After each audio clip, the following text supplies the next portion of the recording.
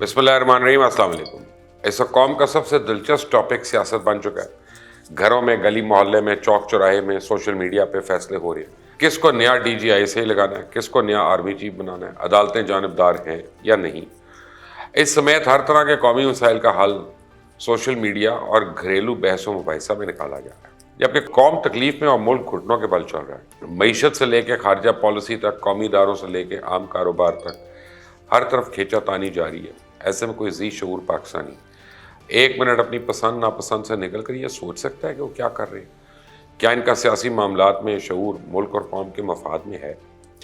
इस वक्त पाकिस्तान के हालात उस गाड़ी की तरह हैं जिसकी हेडलाइट टूटी हुई है और इसे चलाने वाले इस बात पे मुज़र हैं कि जनाब इसके टायर तब्दील करवा लें। गाड़ी का इंजन कमज़ोर हो चुका है, लेकिन ड्राइवर कहता है मैंने इसका बम्पर चेंज कराना है। सस्पेंशन का बेड़ा गर्क हो चुका है, लेकिन ड्राइवर बज़िद है कि मैंने इसको नया पेंट करवाना है। क्या अपने घर के फैसले इसी तरह करते हैं? क्या कोई भी इस किस्म का फैसला जो असल मसाइल से हट कर किया जाए, क्या इसका हल निकलने और मसाइल ख़त्म होने की तवक्को की जा सकती है? आखिर कैसे हमारे मसाइल ख़त्म होंगे, किसे नहीं पता। पाकिस्तान का सबसे बड़ा मसला मईशत है। क्या पाकिस्तान का एक भी वोटर इस वक्त किसी एक ऐसी पार्टी को वोट देने का सोच रहा है जो मुल्क की मईशत को बेहतर करने की अहलियत रखती है? यह पाकिस्तान की बदकिस्मती है कि हमारे लीडर्स ने कौम को कौमी तराने के पीछे लगाया हुआ है और खुद कौमी ख़जाने के पीछे लगे हुए। जब वोट देना होता है तो जाली मज़हब कार्ड, गैरत कार्ड, फ़िरका परस्ती, रंग, नस्ल, बरादरी के पीछे पड़ के वोट दिया जाता है और फिर कहते हैं मुल्क के हालात ठीक नहीं हो रहे। कैसे होंगे हालात ठीक? कैंसर का इलाज करना हो तो इस बगोल की फकी तो नहीं खाई जाती ना दही के साथ। कैसे बनेगा नया पाकिस्तान? इक़्तिदार में होते हैं तो बदतर हालात को बेहतरीन हालात बनाकर पेश करते हैं, ऑपोजिशन में होते हैं तो मुल्क के बेहतरीन हालात को भी बदतर बनाकर पेश करते हैं।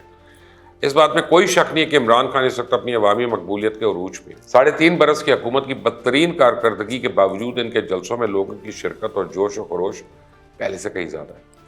इनके चाहने वाले हजूम मरने मारने को तैयार हैं और वह इश्क इमरान में इस हद तक मुब्तला हो चुके हैं कि उन्हें इमरान खान के खिलाफ माकूल से माकूल बात झूठ लगती है। दलील पर बात करने के लिए कोई तैयार नहीं है। सहाफ़त का जनाजा निकल चुका है। हर सियासी पार्टी का वर्कर और वोटर अपनी मर्जी के तज्ज़िया निगारों के अलावा किसी और को सुनने की सकत ही नहीं रखता। एक मिनट भी अपनी मर्जी के खिलाफ बात सुनने पर इनके मुंह से झाग निकलना शुरू हो जाती है। मरने मारने, गालियाँ देने, जाहिल, लफाफा, निकम्मा, बिकाऊ, माल के लल के अल्फाज यकलख्त उनकी ज़ुबान से खारिज होने लगते हैं। ऐसे में कोई तामीरी मुआशरे का ख्वाब देखने की सकत रख सकता है? झूठ का आलम यह है कि बयानी की तश्कील के लिए फ्रॉडिये सियासी जमातों में भर्ती हो चुके हैं। अब आप देखें कि तोहमत लगाने की इतनी रवायत बन चुकी है कि डॉक्टर रिजवान की मौत को भी साजिश बनाकर पेश किया जा रहा है।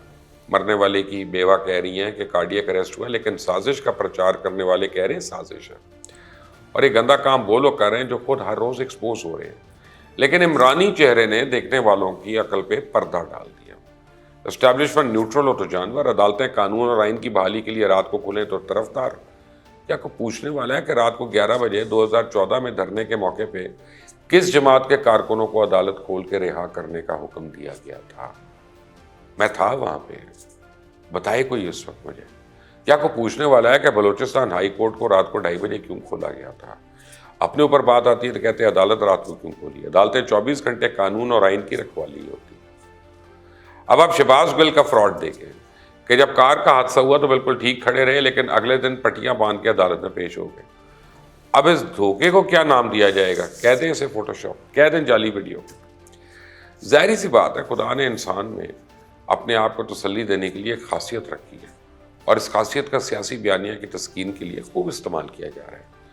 इमरान खान को अगर जुलाई में पता चल गया था कि इनकी हुकूमत के खिलाफ अदम एतमाद की तहरीक आने वाली है, वो जमहूरियत का प्रचार करते हैं, तो फिर क्यों DGI को अपनी हुकूमत बचाने के लिए इस्तेमाल कर रहे थे? इमरान खान की तमाम तर नाअहलियों को अहलियत बनाकर पेश किया जाता रहा। इनकी हुकूमत को चलाने के लिए जोर लगाया गया। इत्तेहादियों को इमरान खान के साथ बांध के रखा गया और जब न्यूट्रल हुए तो सब कुछ ढेर हो गया।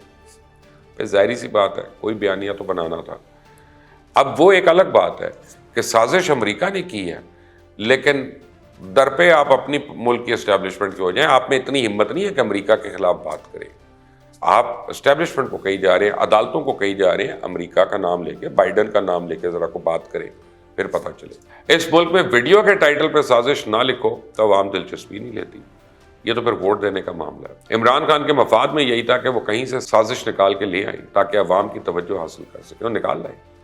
لیکن کیا آپ نے کبھی سوچا کہ اس کا انجام کیا ہوگا؟ جس ملک میں یہ ثابت کرنا مشکل ہو کہ بوتلیں شراب کی ہیں یا شہد کی، وہاں خاک کو بیرونی سازش ثابت کرے گا۔ عمران خان میر جعفر اور میر صادق کی غداری کی شکایت لے کے عوام کے مجمع میں چلے گئے۔ ملک سالمیت کے اداروں پہ بیرونی سازش کے سہولت کار ہونے کے الزامات لگ رہے ہیں۔ ملک کی اکثریت جماعتوں پہ مبنی حکومت امپورٹڈ قرار پائی۔ کرپٹ ٹولے کا بیانیہ پلٹ آیا۔ ہندوستان سے دشمنی اور نفرت کا سیاسی فائدہ اٹھانے کی کوشش کی جا رہی ہے، بجائے اس کے کہ مہنگائی سے تنگ آئے عوام کو ان کی حکومت کے خلاف مظاہرے کر رہے ہوتے۔ الٹا عمران خان نے نہایت ہوشیاری سے توپوں کا رخ موڑا اور لوگوں کو سازش کے ٹرک کی بتی کے پیچھے چل پڑے۔ کسے پتہ نہیں کہ لیاقت علی خان کی شہادت کے بعد غیر مؤثر کیا گیا۔ باچا خان، عبدالصمد اچکزئی افتخار الدین غداری کے ٹائٹل کے مستحق پائے۔ جمہوری قیادت کے لیے 3 لفظ دریافت کیے گئے: نااہل، بدعنوان، روایتی فرسودہ۔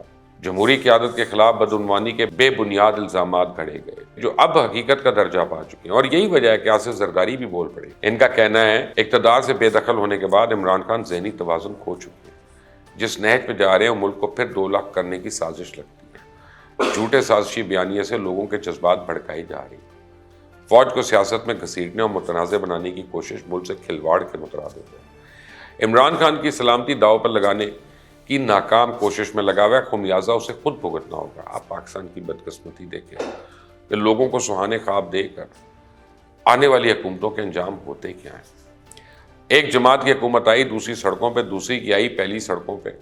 ایک جماعت اقتدار میں آئے تو آدھی قوم اذیت میں، دوسری آ جائے تو بقیہ کو ملک کی فکر کھا جاتی ہے۔ سیاسی عدم استحکام نے ملک کی بنیادیں ہلا کر رکھ دی ہیں۔ 2011 میں چین کا جی ڈی پی 7 خرب ڈالر تھا جو اب 20 خرب ڈالر ہو گیا۔ 2011 میں بھارت کا جی ڈی پی 1.8 خرب ڈالر تھا جو اب 3.3 خرب ڈالر ہو گیا۔ بنگلہ دیش 128.6 ارب ڈالر سے 350 ارب ڈالر ہو گیا۔ پاکستان 250 ارب ڈالر سے 300 ارب ڈالر پہ بھی نہیں پہنچ سکا۔ بنگلہ دیش 800 ڈالر فی گز سے 2200 ڈالر پہ پہنچ گیا۔ چین دگنا سے بھی زیادہ فی گز سے پہنچ گیا۔ بھارت 1400 سے 1800 پہ پہنچ گیا۔ پاکستان کی فی گز آمدنی 1165 ڈالر تھی، اب 35 ڈالر اضافے کے ساتھ 1190 ڈالر ہے۔